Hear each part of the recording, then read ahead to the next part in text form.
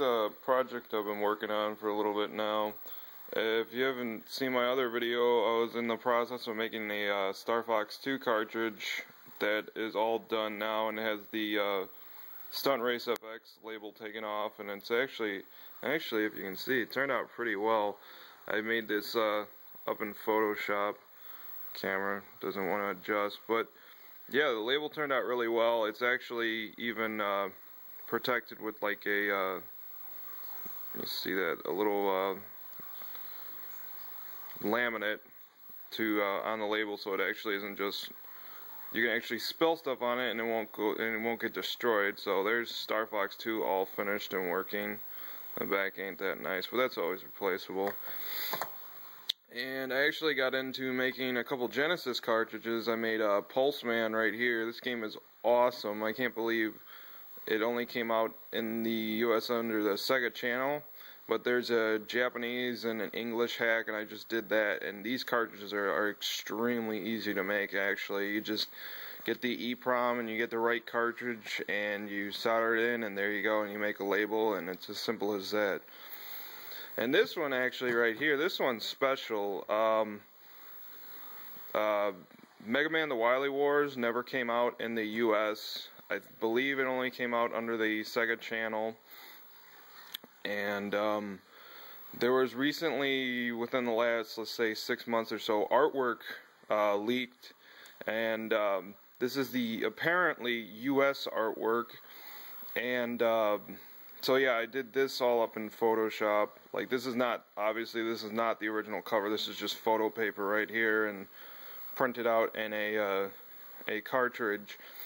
And yeah, I stuck this in Photoshop. I saw a bunch of other covers other people made, and I just wasn't really happy with the results, because like this down here was changed. Instead of M813, it was like general audience, and I don't know, it just didn't feel right. I mean, this would be what a, you know, you would think of a US release would be. And yeah, I mean, that's the front of it. The front looks good, and then that's my kind of own custom back.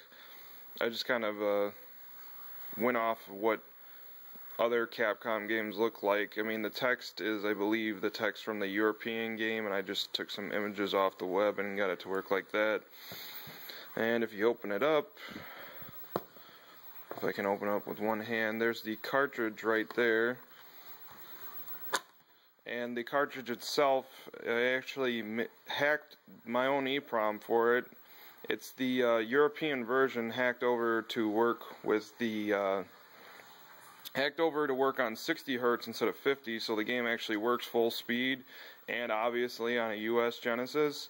And it's not with the SRAM hack, it runs on the original hardware. This is not SRAM, this is CPROM or something like that, serial EEPROM, so it's flash memory, and that's how it works. So it's basically how it would be if it were released here, or at least what you would think it would be if it released here in English and all that fun jazz. And I actually made a manual for it as well, and take that out.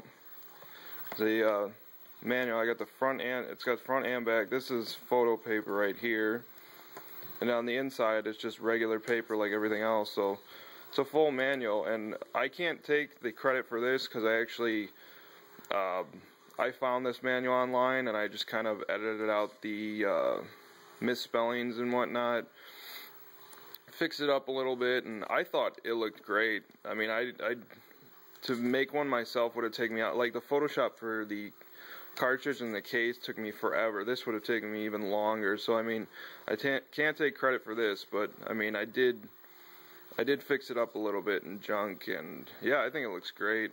I mean, it looks just like, you know, a manual would look. I mean, this one's a little more stretched out than that, obviously, but I mean, it looks great.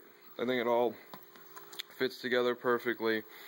And actually, this cartridge right here, if you guys don't know about the HappyConsoleGamer show with Rob Man and Johnny Millennium, I got into contact with Rob Man, and actually he was interested in this, and I'm going to be sending this one out to him today. So I thought that was pretty awesome, you know, especially him being as big as a Megaman fan he is. So